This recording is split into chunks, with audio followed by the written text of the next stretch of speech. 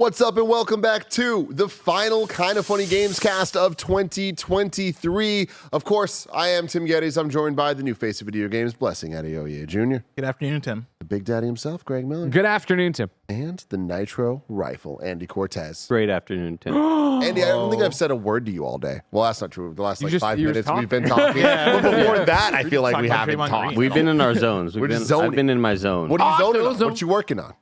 Goaty stuff, man. Goaty, baby. That Goaty stuff's looking real good. It's almost done. It's looking really, really damn good. Game of the year for Kinda Funny will be the second week of January. We will not be making any content. I don't know why I said it like that. I've just been around Andy too long. For the next couple weeks as we celebrate the holidays. And the first week of January, we are going to come back here and we're not making content. We're just going to work and plan and start getting things ready for our big Kinda Funny Day stream on January 5th, 10 a.m. You could watch live on twitch.tv/KindaFunnyGames and youtube.com/KindaFunnyGames. We're going to do a fun stream all day, hang out, celebrate 9 years of Kinda Funny, which is absolutely wild. And then the following week, we'll return with Gamescast with our Game of the Year episode that we're very excited about. Everyone's been working really hard on it, and it is going to look phenomenal. So I'm very excited about that. Have you seen any of the stuff, Greg? Yeah, I glance over Andy's shoulder here and there. I see what they're working on. Good. Yeah? It's damn good. Worth And it looks up. real cool in the big. Oh, yeah. It just looks awesome. Woo-hoo. So yeah, everybody get excited for all of that. But since this is the last Kinda Funny Gamescast, I wanted to keep it a little bit chill. You know what I mean? As we enter into our holidays, we are taking a week off at Kinda Funny, which is a weird thing for us because it's like, all right, what are we going to do on our break? Are we just going to play more games? Because that's what we do all the time. But Les always talks about like wanting a break from games, you know? But it's impossible to actually do. You know what I did last that. night? I played Dead Cells. You did? I did play Dead Did you play the Cells. Castlevania? No, I didn't get around to the Castlevania. No, I fell asleep. I got really tired. Yeah. But I did get pretty. I got So to was this coming back to Dead Cells or starting Dead Cells? This is coming back to Dead Cells. Okay. And so like I booted up the save. And I was like, how much have I played this game? And it was like, this is your 45th run. And I was like, oh, that's a lot of runs, isn't it? And so like I started playing and I got to the third like area, like the third map. I forget that's like when they start to let you choose which one you want to go to. And I forget exactly. It was like the ramparts, I think. Yeah, I think I went to the ramparts. It's so hard for me, man. I'm so bad at Dead Cells. I mean, coming back to it, I'm like, oh yeah, no, I'm still bad at Dead Cells. I'm lucky I have the upgrades, but like, yeah, no, I'm like, I want to get to the Castlevania stuff, but I'm scared I'm not gonna be good enough for the Castlevania stuff. I think you will. I feel like it's balanced pretty well to be. Did you play the Castlevania? Yeah, How was I didn't end up beating it. It's amazing. Yeah. It is. I mean, like again, Dead Cells and Castlevania put together just makes so much sense, and especially when you think of the music and how hard they go with it, like they do Castlevania justice. Like I don't think I would be surprised if we ever get a Castlevania game in the future that's as good as the Dead Cells Castlevania thing is this year. It's just kind of the perfect format. I mean, in the same way. That was this year. Yeah. Was it this year? Right? Wasn't it? I mean, Yeah, it was earlier I this year. thought it was last year. I'm pretty sure it was February this year. Wow. It's been a wild year. Let me do the rigmarole real quick, and I want to get right back to this. What is going on with your mouth? Y'all ever happened? eat some food, and then like hours later, you find a little bit of it? It doesn't matter A little how surprise. much time I give a Cliff Bar. If I eat a Cliff Bar that day, I'll be talking on a show, and I'll be.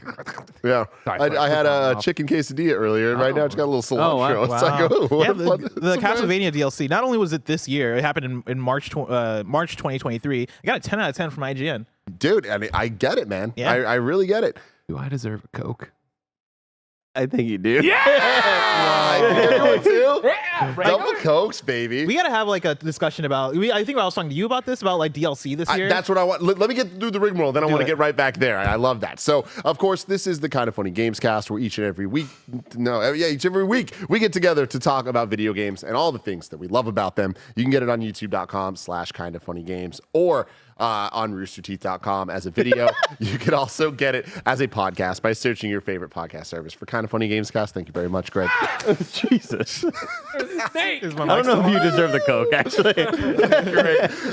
Or podcast services around the globe. You can also go above and beyond by going to patreon.com/KindaFunny. Thank you all so much for your support over there. It helps everything go, especially our Patreon producers, Jackson Hampton and Delaney Twining. If you're over on Patreon, you get the shows ad-free. You get to watch live as we record them, and a whole bunch of bonus content, including the kind of feudy that we're about to record right after this, which I'm really excited about. But yeah, enough. And then also Epic Creator Code Kinda Funny. If you don't have bucks to toss our way, that's cool. When you're buying stuff on the Epic Games Store or in games like Rocket League or Fortnite, which I know a lot of people are buying stuff on Fortnite. right lot of now. people. A lot of people. Are they named Tim Geddes? They are. The other day, I was sitting at my desk and I look to the left and I see a group of 4 people trying to help Tim Geddes buy one Teenage Mutant Ninja Turtles outfit. I have that video. I would need to edit that down. You got it. It's like the physical manifestation of like how many people does it take to screw in a light bulb, or like how many KindaFunny members does it take to screw in a light bulb. It was how many KindaFunny members does it take to buy skin a TMNT skin. More than you'd think. More than you would think. Today, we're brought to you by BetterHelp, but I'll get to that later. Let's start here with this Fortnite conversation, all right? Because I felt Fortnite... he's just scrubbed too. At least the. Are you fucking kidding me? Well, wait. when he gets to buying the V-Bucks, then the wheels click into place. He goes, wait. So that means in festival it's $5 a song? there was a very. I was immediately taken back to my Best Buy days when I'd have uncle and aunts ask me about iPhones and laptops and everything. And when Tim walked up to me, he was like, so, like, these Ninja Turtle skins, will they ever go away? I was like, oh, yeah, they go away for a long time. Like, you need to get them. And he's like, God, fuck. Well, so here's what happened, right? Fortnite, been around for many years. Right? Been around for Fortnite, some would say. And I've played before. I've done some Let's Plays with you guys. I understand it. I get it. Game's fantastic. And I was like, all right, it's going to take a lot to really get me to jump in. I mean, they've had Optimus Prime in there. They've had, like, the Cobra Kai. They've done everything they possibly can to really pique my interest, right? But I've never been like, I got to do it, though. They've had Eminem as well. You know what I mean? Yeah. But I've never been like, I got to jump in. I got to jump in and I got to go. Seeing the designs for these turtles, turtle designs, very important to me. I either love or hate them. There's very rarely an in-between. And these are really good. Really big fan of these ones. I need this Leo, especially jumping into Fortnite Festival, Fortnite Rocket Racing, all that stuff. I'm like, this is more my speed when it comes to games. Really a big fan of the potential of what Festival might one day become. And I'm like, I don't even understand like what I'm buying. I look at Fortnite and I feel like the oldest man on the planet. There is so many UI options that are just like, what the hell is going on here? Everything has 10 different names. And I'm sure it looks like Netflix. It looks like Disney Plus. It really does. Yeah. And I'm sure it makes a lot of sense to a lot of people. Not to me, though, right? I tell Joey, I want the turtles. I want Leo specifically. And she goes, cool. She slacks me. She's like, hey, you have to get it by 4 p.m. And I thought she was fucking with me. Like I was like, there's no way that's like they just dropped this shit. Like everyone's talking about this. There's no way that's how this works. So that's when I asked Andy later. I was like, hey, so wait, what's up with this? And he's like, yeah, no, like they'll go away for a long time. Like you got to get them. You got to get them now. That's why I was worried about the Invincible skins. I was terrified about losing my chance. So I was like, all right, I get it. Supply, demand, and whatnot. I understand all and exactly. That's how they get you. And I'm like, all right, cool. Well, let me try to figure this out. And I was like, can I just go to like Fortnite.com, log in, and buy it? No, of course that doesn't work. You need to play it on a system, which. I mean, God forbid you turn on the game. That's all that. Really, they're asking you that. You could have probably. Can you not go to the Epic Game Store and buy it through that, or is that weird with V-Bucks and whatnot? I think Tim's conundrum was, I'm at work. I don't have a console. I don't want to download this game, and then you saved them by saying, I got it on my console. Log in. So that was my issue. Is that there was live shows, and we all know it kind of funny. We can't download games while people are live, or else it fucks up the internet. So I was like, oh, shit. And now that I have this ticking time bomb of 4 p.m., I'm just like, what am I going to do? By the way, downloading stuff on Wi-Fi is okay. Is it? Because on Wi-Fi. Wi-Fi.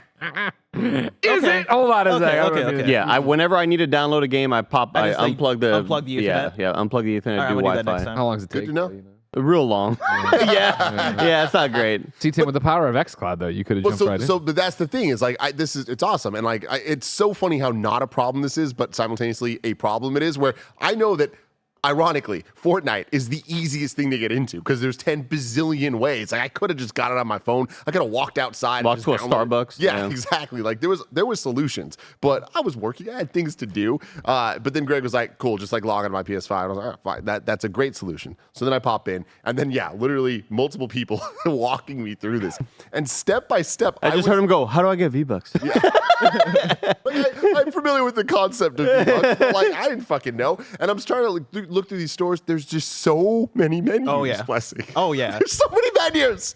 I'm like half the time I'm not using most of them, right? Like I go through those. I couldn't. If you ask me what menus are like in the top tab of Fortnite right now, I know there's the main one where I can like party up with people. There's the fucking like seasonal like outfits that you can buy, like the store, shop, Fortnite yeah. shop. Yeah, There's the Fortnite store. Don't forget Locker. Oh yeah, the locker where I put things on. Well, I think There's this the battle pass. this recent 5.1 thing or 5.0 whatever just dropped, had a gigantic refresh of the way the menu looks, and there was a lot of people like, dude, we were barely getting used to the last UI, and a lot of it is the introduction of all these custom games and Fortnite editor and all that stuff, where people are just making their own things. They want that stuff in front of your face. Come I get it. spend your whole life here. So then I'm there, and I'm like, all right, cool. I found Leo. This looks accurate, I guess. And I'm like, oh, here's the pass with all the turtles. I'm like, clearly I want that. But then there's the numbers start popping up, and I'm seeing these numbers, and I'm like, that looks like a mighty big number for what I'm trying to purchase right Before now. then, you had this great moment where you were like, wait, do I have to buy this back bling too in the shell? I'm like, no, they have a shell. That was if you wanted to put a shell on Keanu Reeves or whatever. You were just going to see turtle flesh on their back. Well, the problem is the turtle shell back bling looks cooler than the turtles one because it has like the bandana on it. Just like it looked tight. I was like, this is what's up. But I was like, I'm just gonna fucking buy this shit. And that's when the moment happened, and it hit me. Everyone is helping me out here. Andy starts filming me, and I was just so legitimately shocked, Blessing, at the conversion rate between real money and these V-Bucks. What do you think it was? Because isn't it like 100 V-Bucks for like $1? Pretty much. Or is yeah. it like there's some kind of weird inflation? Yeah, I think it's like you spend $30 to get 35. Right now, V-Bucks. 1,000 V-Bucks runs you $8.99, so $9. So basically, And then they do that shit. 1,009, and like you do the weird ass things where that's made up. This is all on But I Xbox, do by the way, if it's different somewhere. 2,800 V-Bucks is $22.99, but you get 12% extra. 5,000 V-Bucks is $36.99, but you get 25% extra. And then 13,500 V-Bucks is $89.99, and you get 35% extra. So I buy these turtles, and after conversion, Buy these turtles. it was $38. Yeah. I spent 38 US goddamn dollars. Wait, did you buy all the turtles, or were you just You buying get the them? bundle. turtles. You get the bundle. I got So- upsold. Oh, you got You the gotta bundle. get the the bundle. bundle. Well, yeah, that's on you There. then. Yeah. But here's the problem. April O'Neil not in the bundle. Yeah, and she No looked cool. way. That pissed me off, and she looks awesome. So I had to, I got them all That's as well. insane. Even though I rarely play there. Tim, if I told you the number that Valorant and Riot allow you to look at how much you spent on their game. And in that whatever years of Valorant, that when that first came out, right when the pandemic hit, it is like staggering. Yeah. The amount that I've spent in that game. And I'll never forget when you were like freaking out about this. I was like, Mike, when the Valorant finals happened, and during the Valorant finals, they released this limited edition gun set you could buy. It's like commemorating the 2022, 2021, whatever the hell, Valorant finals. And it's a gun that you'd buy because you're just buying guns. You're not buying character skins. It's all gun skins. And I think it costs like $70 or $80 for a limited edition gun. And the gun gets brighter and shines more the more you get kills. And Mike bought it. I was like, Mike, ain't no way that thing's ever gonna light up. Like, you're always dying. It's like, I'm gonna buy that. I'm gonna buy this. I'm never gonna see like the true potential of it. That is so Like, freaking dude, funny. like, yeah. The thing is, whenever I've seen people talk about, Fortnite and Overwatch skins, I always just like, I pray that you never ever discover Valorant or Counter-Strike, because Valorant it's a gun skin. It's a gun. It's not your character. Your character's not going to look like fucking Mufasa or maybe some other trademarked whatever. Like, it's just the gun that you're holding that sometimes the more you spend, the final kill will like have this cool animation or whatever, but it's just the look of the gun. And I am just so ashamed of the amount that I've spent on something. It was like, hey, $26, why not for that gun? And then it just adds up and adds up. When you unlock the Mufasa gun, though, like, what sound does it make when you shoot? Scott, no! Yeah, I mean, this year has been eye-opening to me in many ways when it comes to the microtransactions. Like, getting into Pokemon Go, worst decision for my wallet of all time. Marvel Snap, I was responsible. Oh, You know what I wow. mean? I am responsible with it. Like, I buy the season pass once a month. I feel like that is absolutely worth the $10 a month for what the devs are working on, it being free to play, like all that stuff. Totally think it's valid. I'm having a great time. $10 is not bad. That's Pokemon pretty Go is a good. goddamn ripoff. Like every single thing that they're selling, I'm like, you motherfuckers. You know exactly what you're doing. What you're doing is making money and ripping me off. Okay. Now, They got Snake in there already? No, 35 days. 35 days till Solid Snake, everybody. Don't worry. I was like, wait, shit, I gotta go. Put this shit on pause. Pause the show. I More gotta go the buy fact something. that the Ninja Turtles still very much featured. You could buy them. Yeah, I don't know why Joey was like a used car salesman either. Oh man, Turtles! You know what? I hear they already packed their bag and started the car, but let me put in a call to my manager. But let me see if I can get this. But you got to use code JNW.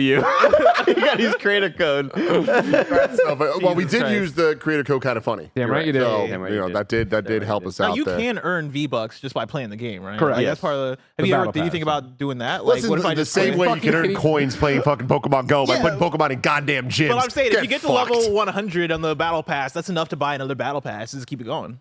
You know what I Here's mean? the thing that you're missing, Bless. I Is don't that want you're not gonna play I don't the wanna game. actually play You're it. buying the I turtles just for want no to buy reason. the thing. I want the turtles. What the fuck? Give me the turtles.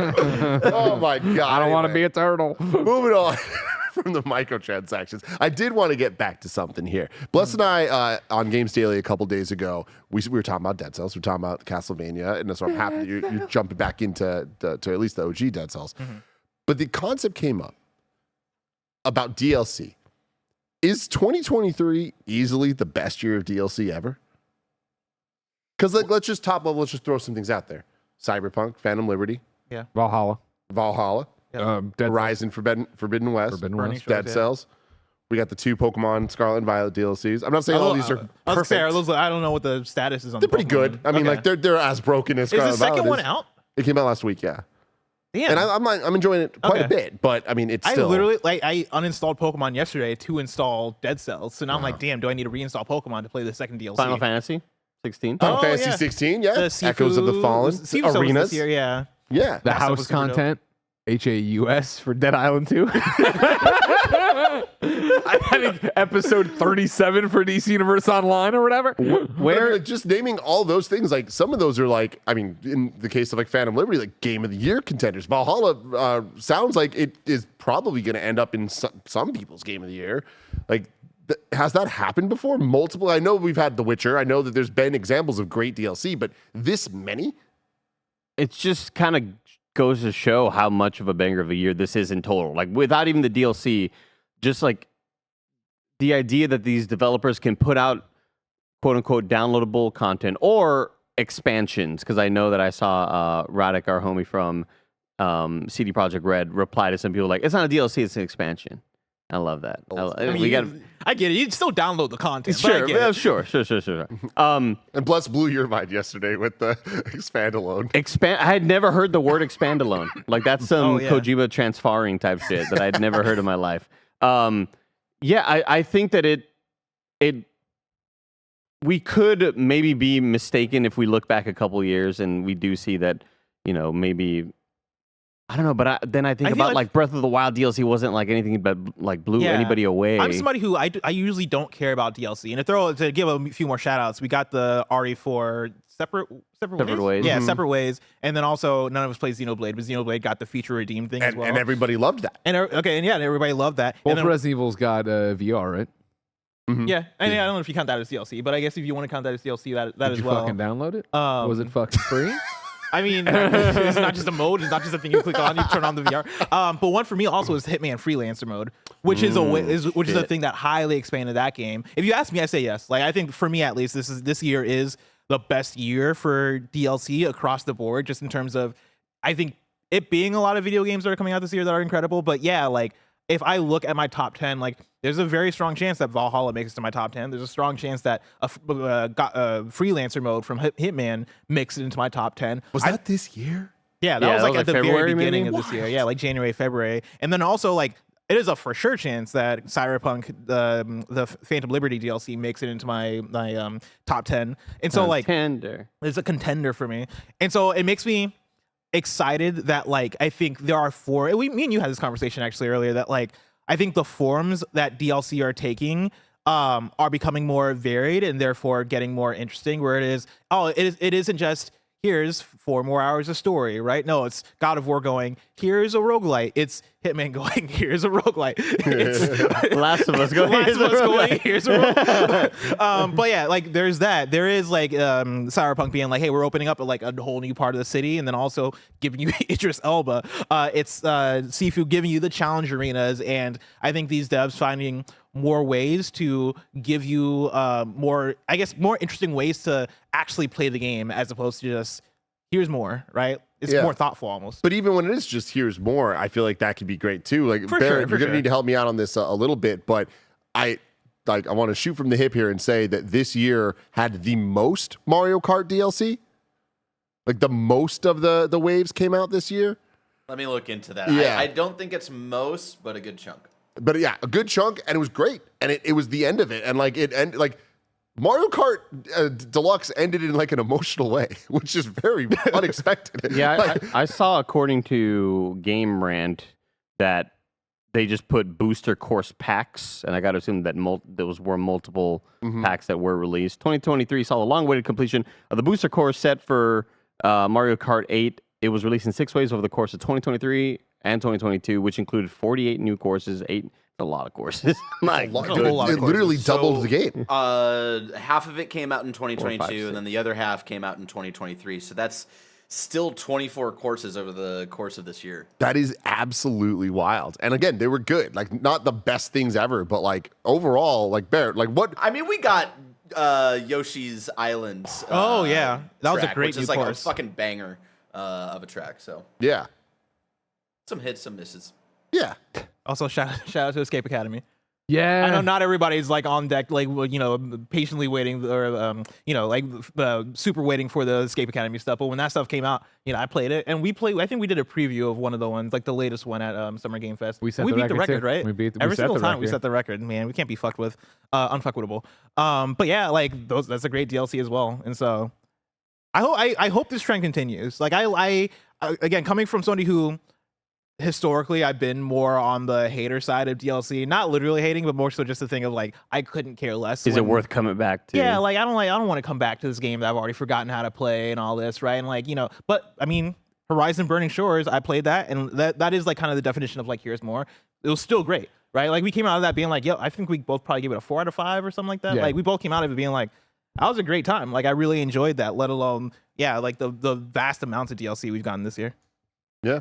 I mean, transitioning this conversation into a little my thoughts on actually Pokemon the Indigo disc here. So this is the second DLC pack for Scarlet and Violet. The first one came out a couple months ago, and I talked about it then. The first one was like a 4-hour mini little story. It was like a summer vacation type thing where they go to this like little village in Japan essentially, and like there was like a small story about finding this 3 legendary Pokemon. Pretty run of the mill stuff you'd expect.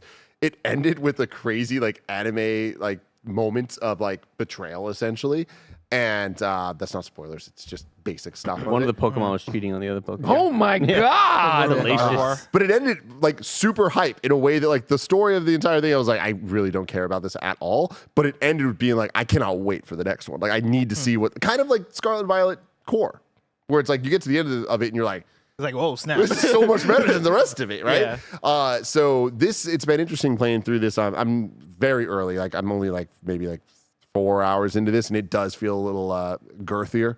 I feel like this one, just to beat, is probably going to be closer to the 15-hour mark, maybe 10 to 15. And it's really awesome because it's so funny how it's just like a very, very, hey, here's just everything you actually want from Pokemon in a smaller form. Like you're not getting the whole going out in gym battles and stuff, but there's a focus on battling here, and it's all double battles, which is the more official VG competitive way to play Pokemon. So it's actually kind of challenging, and you actually need to have strategies and do things that Andy Cortez hates, use the defensive whip, moves bro. and tail whip and stuff. I'm not trying to growl, Using dude. Mud Splash. If I'm not getting damage, I'm not using it. That's spoken like a but true doing that stuff Pokemon is- master. It's interesting because in double battles, if you're this example might not actually make sense, but if you're on your team, you have a Gyarados and a Gyarados and a Jolteon, and my Jolteon uses Discharge, which shocks everybody. It also shocks Gyarados, so I'm hurting my own people. So you got to be smart about how you use the moves that kind of like affect everybody. And I'm just having a really good time like actually being challenged by Pokemon battles. And then on top of that, it takes place in this underground terrarium where like the whole thing is in a dome, like a DC dome type stuff. And all the walls are LED walls. Oh, that's awesome. It's like it's like fake, like, and that's in canon. Like that's the story of what's happening. I'm like, this is the most Tim bullshit ever. And it's a big circle that's How'd like, y'all afford this? They were really cheap during the pandemic. LED walls around town. Start podcast. it's this big like circle that you're in, and it's divided into 4 quadrants, and each quadrant is a different biome. So it's like the frozen tundras, and then the like more beachy areas, and like the mountains, and it's cool because all of that's just like inherently is kind of cool. The My Hero arenas, Barrett. I mean, it is very similar to that stuff that Barrett was showing me one time. But what I think is awesome about it is, in addition to the cool battles, in addition to the cool just like idea for a location where it's smaller, but you still get a bunch of variation. Because like in Scarlet and Violet, there wasn't that much variation in a lot of the grounds you're going around. This one, like, I think just gives a little bit more. But what's cool about this is, since it's the DLC, they want you to kind of like go back and get Work it out. Hey, here comes that quesadilla. get all your favorites from the previous generations that might not have been in the Scarlet and Violet. So all of the original, or not original, all the starters ever are in this. That's like awesome. Every single generation of starters in this, and you can just catch them. Pretty much every single legendary ever is in it. And they each have like their original music from their old games and stuff. And you have to like chase them around Paldea, like the whole region from Scarlet and Violet. And it's just presented in a way that's like really, really cool. And I'm having a great time. This kind of just feels like the ultimate Pokemon DLC. And I'm just very impressed with the fact that they did it all. That's like, there's not much more I could ask for. Is it as fun to go back to as it was playing when we first picked up the game? Because that's always been a weird thing for me, having played it at launch, having such a fun time with it despite its flaws, and putting it down since then. I always have the thought, especially with the DLCs coming out, of like, if I go back to the game, am I going to be like, what the fuck was I thinking? Or am I going to be able to get into these DLCs? So my problem is, I feel like if you could just jump into the second one, you'd be utterly obsessed. Yeah. I don't know. Jumping into the first one, I really think it's going to be like, what mood are you in? Because like it feels like a bit of a diversion, and it's like a smaller, simpler thing that might be just enough for you to be like, this is the stuff I don't like about the game.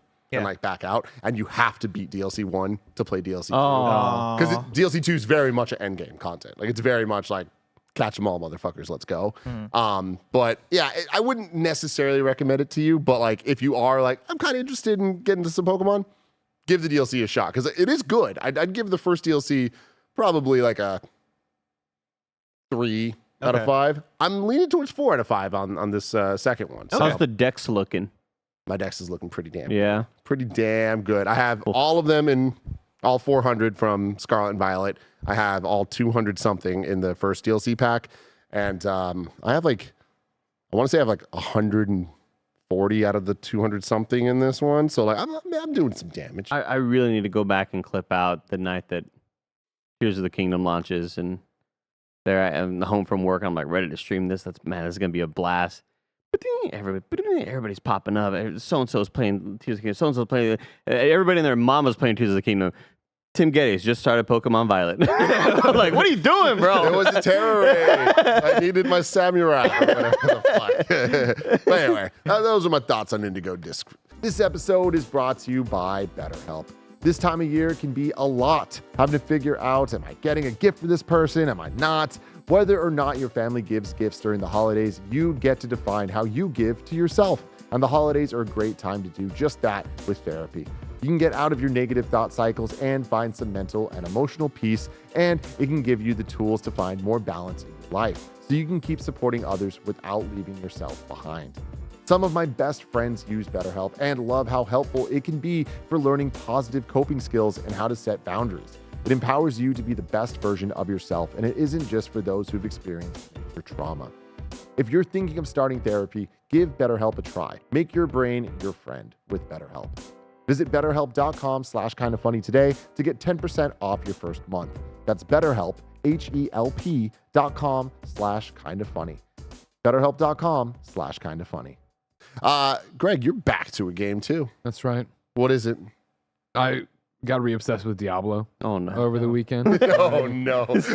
But it's just the way he delivers it. That's like I don't feel good about this. Yeah. sort of thing. I feel great about it. I'm happy. I've been floating around since we got off of review season. Finally came to a halt there of trying to catch up on stuff, playing things I missed, trying to double back to things, and then just having a general malaise to a degree of like, well, all right, what do I want to do? Like, blah, blah, blah. And so I was thinking I wanted to go, I still want to get back to my real playthrough of Starfield. You know what I mean? I have that new game +5, I believe, where I finally have where I want to be, everything I want to happen in this thing. The reality you choose. Exactly. But I don't want to get distracted from it. I don't want to get pushed off of it. So I'm thinking maybe I don't know. Who knows when I'll actually get to it or whatever. But like this week and last week we had Jen's sisters in town, so like downstairs was occupied there or whatever. So I've been doing a lot of remote play, obviously a lot of PlayStation Portal as usual. And so I was getting geared up to do Starfield the other day, but then I'm going on the Diablo podcast the day this posts. And I forget when that goes up publicly for everybody else, but from Pure Diablo. It's a Diablo podcast I started listening to when I was, on the verge of release and super hyped about it and everything else. And so I was like, well, I got to get in there and dust myself off and just check. I haven't checked out. They got the Neverwinter stuff going on, one of their seasonal events, not, the big... big expansion sort of thing. No. Like a season type thing, right? Yeah, well, this is a seasonal event where it's like just running like this, some monsters or whatever, and it's super icy and cold or whatever. It's kind of like Christmas or whatever. It has its own rewards, and then there's the bigger season that, season 2 is going on as well right now. Yeah, Andy. When Diablo 4 first launched, Right. I felt like you were starting multiple different playthroughs of multiple different classes and characters. No.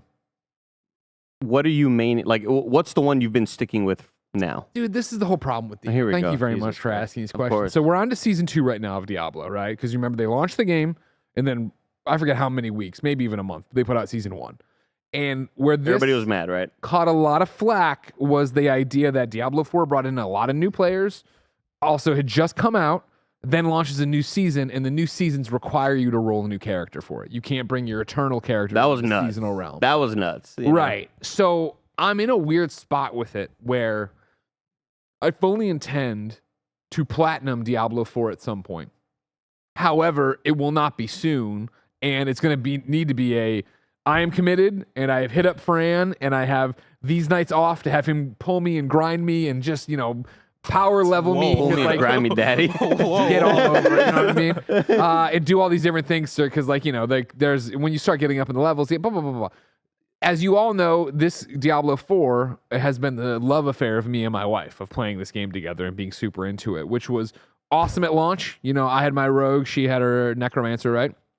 Everything's fantastic. Oh, okay. Can I just interrupt real Yeah, quick? please. Because we need Blizzard and Activision to have you and Jen be in one of those little like mid-roll video things they play at like BlizzCon, where it's like, "Hi, I'm Greg, and I'm Genevieve, and we played Diablo 4 together." And it's just little cuts of them like playing at night, like when he So gets it's home like from they're work. playing and laughing, and then it's just one shot of like Ben rolling in his own shit, like no one taking care of his back to us, just playing, him crying and throwing Food himself. just in out of reach.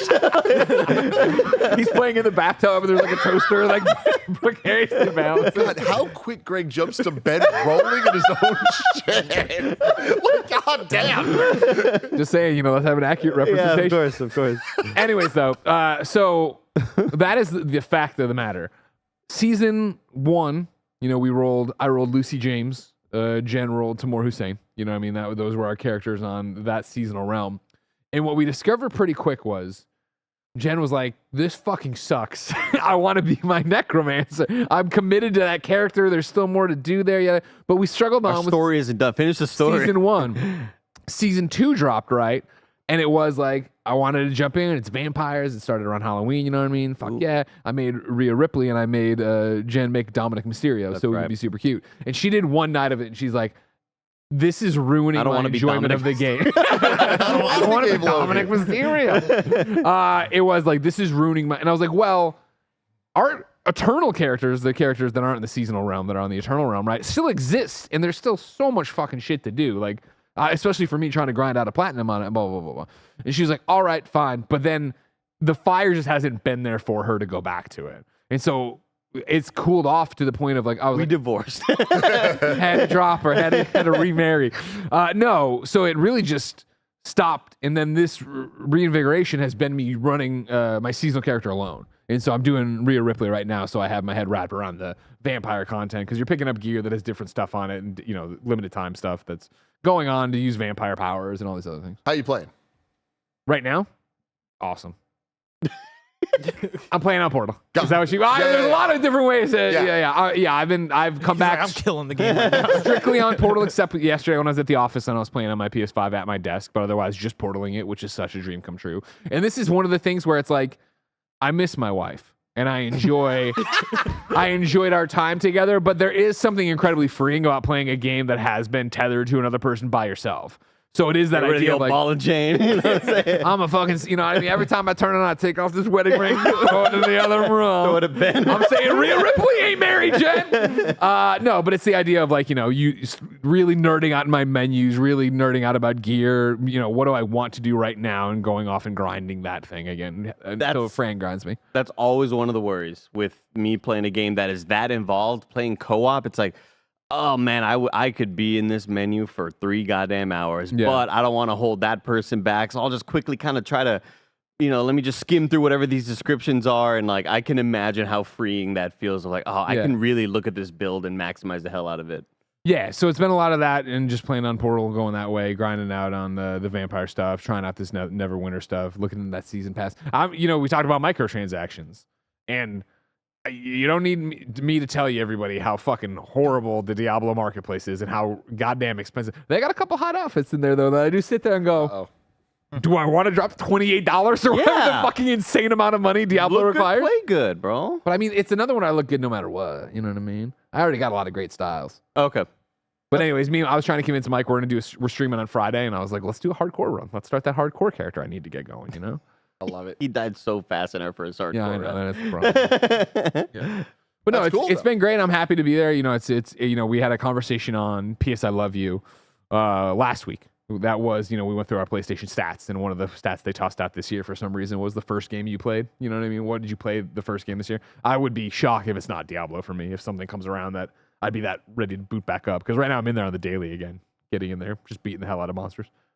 Are y'all playing any games daily? Like a game that has like a daily challenge type feature? No, I haven't really been on that grind since I was really into Destiny earlier in the year. When in the lead up to Lightfall, Lightfall is the name of that DLC. In the lead up to Lightfall, and then for the next like month or so, that was all right, what are the dailies today? Let me finish these challenges. It's so funny because like I don't love streaming Destiny because I'm just really tough for me to kind of like just get around all of these different menus and understand. And I don't want to be sitting in menus streaming that either. So I would just play a lot with like Chris Anker or Washburn, and we try to. That's when Snowback Mike was like, "No, fuck y'all, I'm gonna play with y'all," and we're like, "No, we don't want you. Like, you don't want to play this." And he was like, "No, I'm gonna do it." We're like, "No, why are you threatening us with your presence? Like, go away."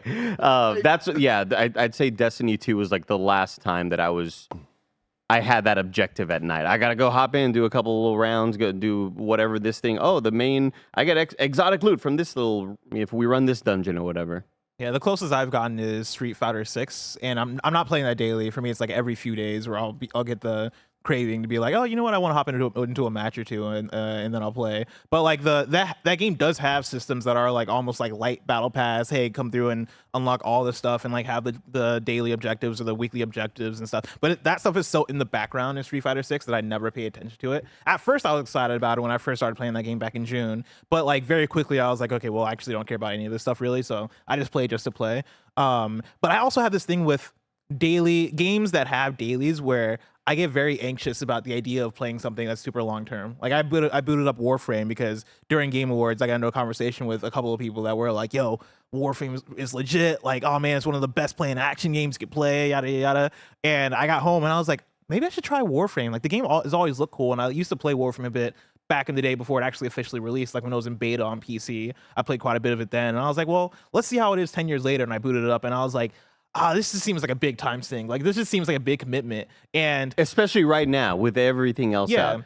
Yeah. And I don't know. I mean, I don't know if I'm ever gonna have it in me to play a game that I know is You going. ain't got that dog in you. I don't have that dog in me. It's like 1,000 hours to play this. Like I don't have like I need to know that a game's gonna end. Like I think the longest game that I have in me is probably a Persona game. You know, like I'll put in 150 hours into a Persona because I know eventually like it's gonna end, right? I'll put in 80 hours into a game, like into a Baldur's Gate 3, even though I've only put in like 30 hours, but like I'll put that amount of time into that type of game because I know it's gonna end. If I know this game is endless, I almost lose all motivation. I love that feeling though. Like I love the idea that I can walk away from Diablo and come back to it and fall right back into it. And I think that is a special game because it's more than likely, like I always talk about DC Universe Online, where I want to play some DC Universe Online. I jump in, what the fuck was I doing? Whiplash. What matters now? What's the meta? What do I need to grind?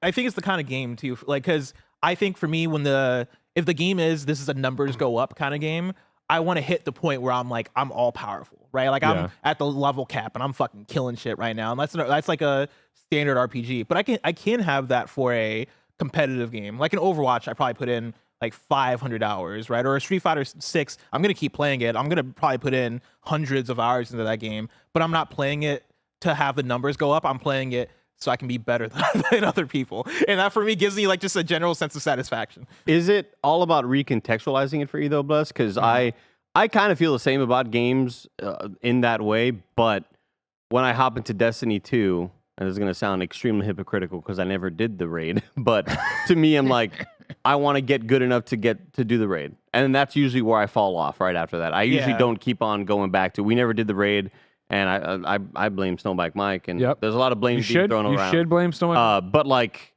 is it maybe that in Warframe, there's that big, gigantic sort of endgame-ish mission in whatever planet of Lana that you got to go do. Like, and once you do that, you're like, okay, cool. That was 30, 40 hours that I spent doing that, grinding. I did that final dungeon. I'll come back whenever the next big thing drops. Yeah, I think the tough thing for me is I am such a I need to be there to experience like everything sort of person, right? Like if I'm gonna be into Destiny 2, what would have helped me would be if I stuck around for like whatever the first big expansion was. Because I played Destiny 2 at launch. I played a lot of hours into it, right? I probably played like 80 hours between doing the raid and then also doing a lot of PvP. And then I didn't stick around to play the next big expansion, and I missed it. And like from there on, there was never a prayer for me. Like I think for me, if I'm playing that kind of game and I miss a big drop, it's so impossible for me to get back into it because I feel like I've already I've already lost the experience there. I will say I think my one saving grace with getting back into a game like that would be GTA Online, like whenever GTA 6 comes back, because I'm so like Craig's phone is reflecting the brightest lights in my eye right now. Sorry. But yeah, like I was so hooked into GTA Online the first time just because I love GTA that much. And so I think when Online comes out for 6, I'm definitely gonna be there every single day, like doing every single crime, right? It's a bit easier. Doing every single crime. That's a bit easier to digest, right? We're not talking about like, oh, dude, nobody's using those armor sets anymore. Nobody's using exactly. Oh, you're still using that bow? Nah, dog. That was done in like season 3. Like that doesn't happen in GTA, but in Destiny, it's very much that way. Where, hey, that Gallahorn rocket launcher that everybody wanted in whatever Destiny 1 or Destiny 2. It's back, but it's different now. What you're going to want to do is do that one mission, that exotic weapon mission. It's like, it can be a lot to... Online for GTA, it had that in a very different way where it was more so, oh man, what businesses are you running right now? Because like, you know, people aren't doing the arcade shit anymore. Now it's all about the bunkers. And I'm like, what the fuck is a bunker? And they're like, yo, you got to go out to the country. You got to buy a big old bunker. And then you got to like fucking steal cars and shit. And I'm always like, a meta. Yeah. Always and a I'm meta. like, what is going on in this game? I've been gone for a year and it's all different now. And I came back when they dropped Dr. Dre in the game. And then like I played that and I was out. Yeah, I want to say real quick, whenever a meta is discovered, that's usually when I would love to drop out of the game. Yeah. Like Hey, we've taken all the fun out of it. You have to play it this way. That's great. That's just what I want. Yeah, everybody like has, you know, come together with all their, you know, scientific degrees, and they've like been discussing this in PowerPoint presentations, and this is the mathematical best way to play it. And for about 3 or 4 days, I really enjoyed playing the finals. And then lately, I have not so much enjoyed the finals because everybody knows that you need that melee build. It's like, I just want to shoot. I don't want to be a dude like swinging like a big hammer at people. I just want a first-person shooter that feels good, right? And the finals was kind of that game for me where I still enjoy the gameplay of it, and it is really cool in terms of destruction. Like the point of the finals, it's 3v3v3, and you have to get the money out of that little bank that's being deposited, but all the other people are trying to get the same thing, and then you have to take that money to go deposit it in another area. But while you're doing so, if that little thing that you're depositing into is on like the 3rd floor, the people on the bottom floor can like shoot out the floor that you're on, and then you'll just cave through. And the level of destruction is like, it is not pre-canned in any way. It is like so accurate and legit where like I've seen buildings that I would run through all the time just like toppling over because all the floors are being broken in through. It is so damn cool to see though, like kind of like those I think of the Joseph Staten Halo 2 thing of like those 30-second to 30-second moments that you just remember, like that's a gameplay moment that I'm experiencing right now. And it's awesome to be in that. And then you see everybody who knows the meta, and I'm already like kind of tired of it. And I think I'm just too old for this shit. Like I just get really like, oh man, I really enjoyed the first 5 days when it was all experimentation, when everybody here had never touched the game, and we're just sort of, hey, let's just see what happens, right? Oh, you can use that. I guess that explodes that wall. Well, if we double those things up, then that's going to explode this whole gigantic thing. And now it just kind of feels lame. That was the first time I saw somebody fly in Rocket League, where I was like, oh, it's over. Like, it's over. Like, I'm not gonna be able to play this thing anymore because people are fucking flying. And like, that game was like, I think you could take any quote unquote casual game and like, eventually it'll have a meta. And the meta is going to like, tear you out of it unless like you're into it. And I think for me, like, I've been able to find my niche a little bit where I like and enjoy, and I'm good enough at fighting games where like I can keep up. But even I have my ceiling at right now in Street Fighter. It's the what rank am I? I think I'm platinum with Luke. So like I'm stuck at platinum. Poppy. Yeah, and I'm like, there's no I'm losing and winning like a strong 50% of matches. And like no matter what I do, I keep like, landing in the same place. And I'm like, all right, cool. Like I just gotta be happy here. Glorious part of multiplayer gaming where you're in the thick of it, where you're not necessarily the best, you're not the worst, but you're competitive. You can do something, and then inevitably you take a weekend off and you come back and the cars are flying and everything. You're like, fuck this. Yeah, I've felt a lot of guilt this year whenever I get asked, when was the last time you played Overwatch? When was the last time you played Valorant? And it's like, there's just been too many other things to play. Where in past years, Warzone was the go-to. You fall back to it. Warzone was the, like, last year, Overwatch 2, I put in so many, as somebody who put in thousands of hours into Overwatch 1, Overwatch 2 drops, and I played this shit out of it. And I miss Rainbow Six Siege all the time. I don't know if you ever had the Rainbow Six Siege era, but, like, that was another one where I played enough of that game at, like, my skill level, and then I started to see people actually play Rainbow Six, and I'm like, oh, what the fuck is the point? And then you move on. But nobody uses that character. You got to use the whatever destruction thing. Like those discussions just like really kind of sap the fun out of everything. Yeah, but like this year when it comes to multiplayer games, there have just been so many great single player experiences that I haven't gone back to any multiplayer games, and I know I will in a much deader time, in a much more slow period of games being released, but. It just really feels like every 2 weeks there has been something big getting released that I have to try out because I know it aligns with my interest. It looks super up my alley. And I always feel bad saying like, no, I haven't played Overwatch 2. It's not because I don't like it. It's not because I don't like these multiplayer games. There's just always something that I want to try out. Maybe next year will be a bit slower and you can have your multiplayer games. Maybe. Big maybe. What if we got really high ranked in Suicide Squad? You know? Yeah. Master the meta. I can't wait to see how that game plays for me. Like, you know what I mean? Mm-hmm. Is it either going to be something I fucking am all about, or am I going to have one night with it and be like, fuck, on Arkham Knights, be like, see ya? What do you, Andy Cortez? I know you're hyped on it, like gameplay wise, at least. You know Greg. What do you think Greg's going to fall? I don't think he's going to like it. Really? Yeah. I mean, it just doesn't really seem like it fits Greg's vibe because it is.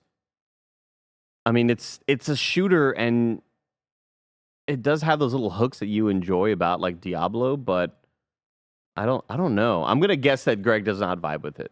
I'm gonna guess because Greg is not gonna be able to not see what the potential was of them not doing that. You know, like Flash game. I think the hardest, the people that will enjoy it the most are people like me who were not looking forward to a Rocksteady Batman game.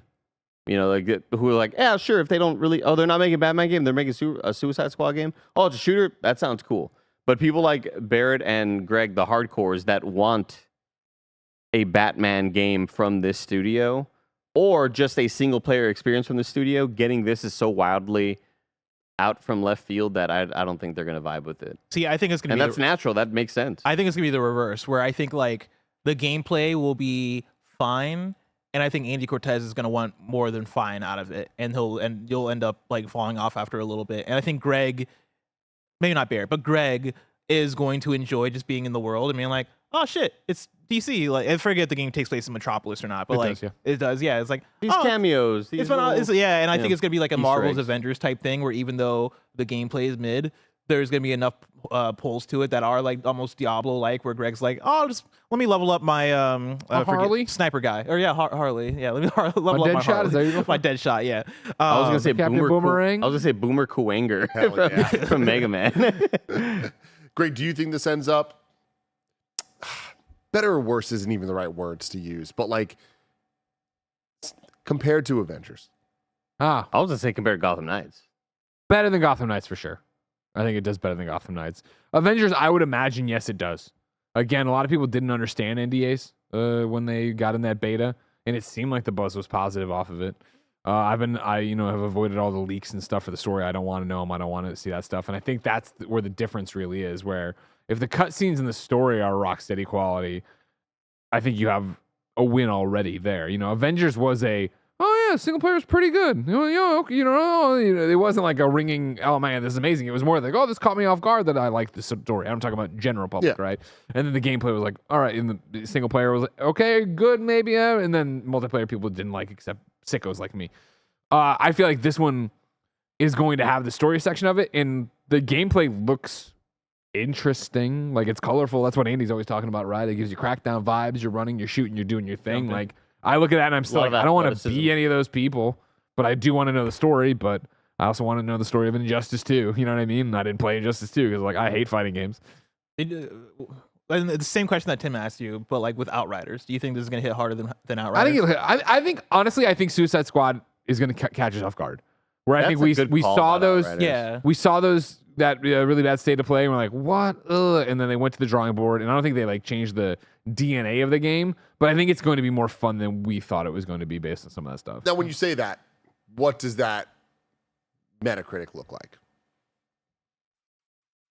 I'm gonna say 76. I think there's gonna be a decent amount of 8s and a lot of 5s and 6s.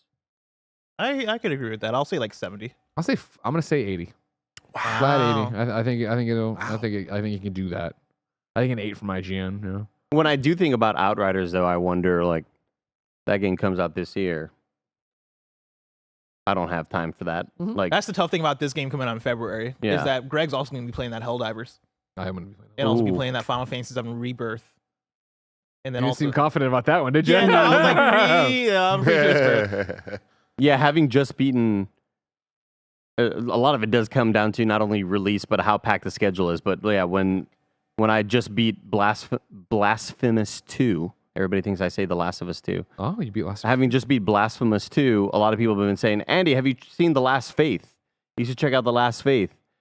And because it's such a packed year, I'm like, I've been told about The Last Faith a million times by this point, and I knew that it was coming out already before I was recommended it, but I'm making a Metacritic call on that, where I see that it's like 76s, and I'm like, there are other experiences I'd rather play than something that doesn't seem quite as good as what I just played in Blasphemous 2. Like, if it was dead for the rest of the year, I would totally give it a shot, but I just don't really got time for that. To give you a bit of a window, right? Suicide Squad is February 2nd, same day as Persona 3 Reload. Let's go. The week before that is Like a Dragon Infinite Wealth on January 26th. Tekken 8 is January 26th as well. A week after that is Helldivers on February 8th. Then Persia's before that. yeah, Prince of Persia is Tekken January 18th. So Rodriguez pumped up. Then Mario vs. Donkey Kong is February 16th. Don't forget Skull and Bones, yeah. February 16th. We'll play it 3 days early if you pay What extra. was the one you said before? Skull? Mario vs. Donkey Kong. That's in February? Yeah, according to Game Oh. Informer. And then Rebirth is the 29th. But did you know Open Roads and Pacific Drive are the same day? February 22nd. This is a wild. That's a wild release month and a random release day right there. The two indie games about driving. All right, cool. Let's go. Speaking of indie games, Yeah, blessing. You were at Day of the Devs after Game Awards. I was at Day Before of the Game Devs. Awards? Right, Around it was Game after. It was the day after, and so yeah, Game Awards happened. Greg Miller said, "I'm going to go home," and I said, "I'm going to stay in LA, hang out with friends." But more importantly, No, not more importantly. You didn't know what was happening when you More booked that. importantly, You I booked wanted- it. You booked it, and then they were like, "Oh, we're doing Day of the Devs." And I was like, "I'll go." more importantly, I wanted to cover a the free indie bagel. games that are I happening. want in to be the industry. voice of the people. I wanted to be the voice of the people and check out the games that are often underrepresented. And so I stayed, and I went to a nice little media hour, and I stayed for the full Day of the Devs Hey. event. Yeah, I was at Day of the Devs from like noon all the way through like 8 p.m. It was great. Open bar. Open bar, yeah. There it well, is. I wonder what kept them around, ladies open and bar gentlemen. it was tickets. So as a media person, I got 2 tickets to use. at the Kojima bar. and Phil Spencer wanted to have dinner with him. He's like, I gotta cover these indie He's games. like, sorry, man, I gotta go to Day of the Devs. I did get tickets from other people though. Yeah, I of was course like, you yo, did, you yeah. got tickets? Let me get another drink. And I was, man, I was dehydrated by the end of the day. I was drinking the whole day. But during that media hour and during the Day of the Devs proper, I got to check out a bunch of different games. I made a quick list here of 6 different games that I got to check out. I played only about half of them, but there's the other half that I saw and I talked to the devs and I wanted to highlight because these games look really cool. I want to start off with this game called Give Me the Toilet Paper. So I walk into Day of the Devs media hour. First person I see is Janet Garcia. And I'm like, "Oh, Janet, what's up?" And Janet's like, "Oh, Give me dude." the toilet paper. Yeah, Janet's like, "Oh, the first game you should check out is over there. It's called Give Me the Toilet Paper. They'll explain it to you when you get there." And so I go there. There's nobody there to explain it to me, but I see a piece of cardboard with a piece of toilet paper on it and a Joy-Con shoved in. And I'm like, "Oh, that's peculiar." And I take the other Joy-Con, I start the demo over, and I start from the beginning. And basically what you do in this video game is you hold this piece of cardboard, you have the toilet paper with the Joy-Con shoved in on the cardboard, and you're rolling the toilet paper back and forth on the cardboard to control what's going on in the Very game. cool.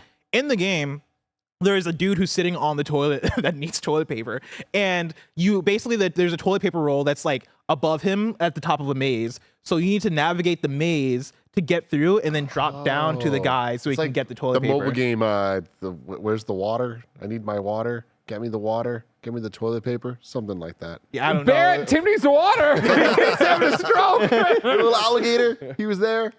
Same idea, same concept. But yeah, but basically, I started playing it, and as you go, obviously the levels get harder, right? And so there ends up being these chainsaws that you have to fucking dodge and avoid to get to the end of the maze. And it's very gimmicky, but it's also just a very fun and novel idea, and I had a pretty good time with it. And it was one of those things where in a room full of games that are regular control games, having a fucking piece of cardboard with some toilet paper that was also kind of duct tape so it wouldn't fall apart. I was like, oh shit, all right, this is a novel thing. But I kept thinking all right, cool. This is great for a demo at an event like this, but how are people supposed to play this at home, right? And that's the thing.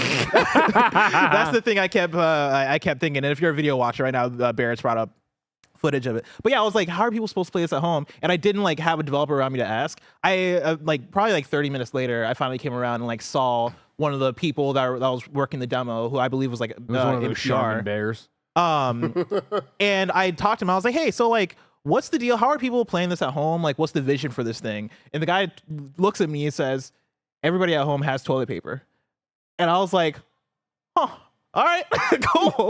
Cool. That's cool. I didn't think about that. The fact that at home they're find some cardboard, get one of the toilet paper that you probably have. Everybody has Amazon boxes around their house. Yeah, shove your Toy-Con into your toilet paper and play the game. I thought that was really funny the way You he said drag it. off a cigarette, blew it in your face, and walked away. Yeah, I was like, all right, cool. I didn't think about it that way, but that was the very first game that I It played. really enlightened me. Yeah, I played it and I was like, all right, cool. It's fun. It's a really cool idea. Going down the list, right? Another game I played is this game called Combo Devils. So basically, this is one that I didn't actually get to play. This is one that I got to the station and they're dealing with fixing bugs live as it's happening, right? Because it's a pre-release, a very pre-release version of the game.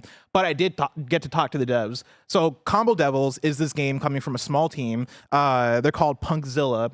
They're a brand new team making this game. I don't believe it has a release date or release window or anything like that. But the way they described it to me was to say it is a platform fighter. So think a Smash type game, but it has a lot of the trappings and pullings of like a hardcore fighting game. It has meters, it has things like that to actually make it a bit more locked in and a bit more hardcore. It looks cool. It looks really cool. And like the way they're talking about it, I was like, oh, I get exactly where you're going here, because there's the dev I was talking to was saying that they had people that worked on I think Project M, which was one of the Brawl remake that made it more like Melee. Yeah, it was like almost like a mod type situation for Brawl that made it play a bit more hardcore for that audience. Yeah, it made it a bit more Melee like. People from that who worked on that are working on this, and they were like, yeah, we want to make this a more hardcore thing, and so the focus is on one-on-one fighting. Oh, those parries, that's hella sick. Like the way it said parry with the style, that's so cool. It's more one-on-one focused, even though they do have a 4-player mode. They have a single player or not single player, but they have a campaign mode that is a roguelite, which is funny because I'm coming off of playing Nickelodeon All-Star Brawl 2, which also had a roguelite mode. But this game has it, and they're like, yeah, you can play the mode in co-op. You can play it like 2 players. I forget if they said more, but actually no, it looks like here you have more than 2 players here. Yeah, so you're going through, you're picking upgrades for your Space run. Emissary, man. Yeah, and I love it. Like after playing Nickelodeon All-Star Brawl 2, I was like, yo, this is actually a really good idea. Like the idea of a Smash style roguelike game for a single player campaign, it gives you the fun of doing an arcadey run, but also it gives you the variability of going back and having everyone feel different. And then also, you get to play with your friends. And so there's a co-op element there to keep everybody involved. I thought that was really cool. And the more they talked about it, the more I was like, yo, I can't wait for this. Again, it seems like a more hardcore take on Smash that's being made by a group of indie devs. And so I thought that was really cool. Another one I played, this is another fighting game, Two Strikes.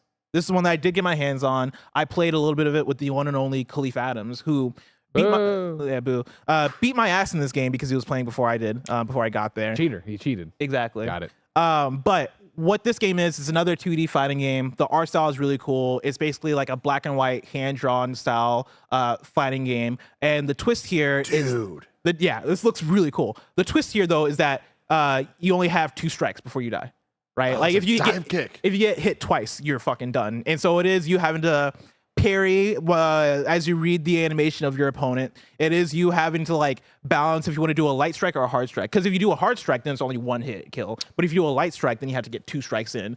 And so it's you having to balance like, all right, do I think I can get like a hard strike in that's going to take me longer to initiate, or do I want to play it safe and try to like stab in, jab in, do all that fun stuff? For a quick burst, cool. Very cool. Yeah, for a quick burst of playing this with Khalif, I was like, oh, this is fucking rad. And I believe this game is, I'm on the Steam page. It's out in early access. Demo right now. Yeah, so you can play that. You can download a demo if you want to try Two Strikes is what it's called. Really cool art style, really cool idea for a game. The next one I got here is a game called Anton Blast. I didn't get my hands on this game. I only watched it for a little bit and immediately went, oh, this looks fucking cool. If you watch the trailer, you'll immediately get what this game is going for. But the easiest way to describe it would be that to say that it's a Wario Land clone. But it's doing that with a really cool art style. It almost reminds me a little bit of what like Pizza Tower did this year. And this is me saying as somebody that didn't play Pizza Tower, right? I know nothing about it. Yeah, seeing gameplay footage where Pizza Tower is, you're going through these platforming levels and you're like blazing through and all this stuff, right? It has like this very exaggerated high energy art style. Anton Blast has a similar sort of thing, but it almost feels like it's even going more for like the Wario Land style gameplay. And it caught my eye just for the art style of it, right? Like it brings me back to playing something on the Game Boy Advance, but even has like, I would say like a little bit more detail, obviously, because it's going to be on PC, but then also, like color to it, really cool illustration to it. And it's one that I would say if you're a Wario Land fan, keep an eye out for. Next one on my list is a game called Despelote.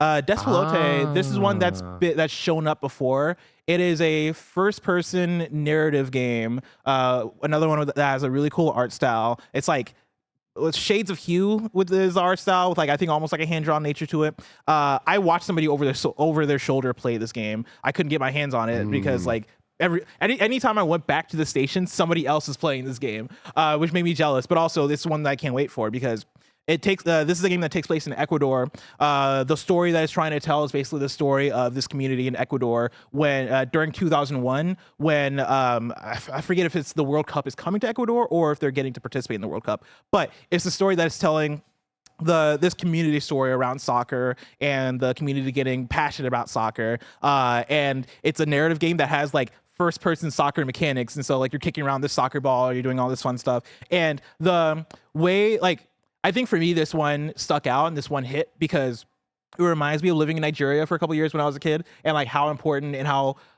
like all the kids that went to the boarding school that I went to were into soccer to the point where like we would make our own soccer games out of like rolling up balled up socks, right? Or we would play like one touch soccer with a fucking empty water bottle, right? Like we were excited to play soccer by any means necessary, and it was just part of the community, right? And like it seems like this is that is the kind of story that this game is aiming to tell, and it has me very excited for when this thing comes out because I really want to check it out. The final game that I want to talk about is this game called How Not to Get Hit by a Self-Driving Car. Now, this is one that is it's less of like a home game, right? It's more of like, I think it's like a traveling around events sort of thing. I don't know if this was like a game jam type situation, or maybe there's training an actual AI car. I don't know. But basically this was set up outside in this like big area. They have a camera that is pointed toward this area where your goal as a player is to get to the button at the end of this like course. And you have to get there without this AI recognizing you as human. So this is so right now, if you're watching the video version, this is footage that was taken by Janet Garcia of me playing the game. And again, like the percentage of on the screen you see, like it has a camera pointed towards you, and like if the camera starts to detect you as human, it'll like bump up the percentage of like, oh yeah, like this is a human, and if it goes all the way, then you lose, right? But if you make it to the button, hit the button, then you win. And the fun thing about it is that it is tracking your movement to like remember it, and like if after you do it, there's an option to save your data that it just collected, so it can use that data to train itself to see if it can catch future people. Okay. So you can dime out other human beings. Exactly. And so like if you do this one way, it'll save it, right? And then like if somebody else in the future does it that way, they'll be like, oh no, that's a human. Like we've trained on that data. So Les, I need to stop. Nobody's gonna be breakdancing here. We got to break this down. So it ends with you breakdancing. Yes. What does it really start with you doing? I do. Hey, Bless, don't act human. I'm crab. Have you seen? So I was doing like the Futurama Zoidberg like crab thing, and I was like, oh, maybe if I act like Zoidberg, it won't detect me. And then it started to detect me, and I was like, okay, backup plan. Backup plan. I need a break dance. And so I go down and I fucking start and I break. And guess what? It couldn't tell that my break dancing was human. It was like, oh, this can't be. This is otherworldly. His moves are out of this world, and so it wasn't able to detect me. Barrett, I sent to Assets. Andrea Renee on Instagram put up a post about her trying to do it too, and she put up, I think, just stills. I forget, and I haven't looked at it since I sent it to you.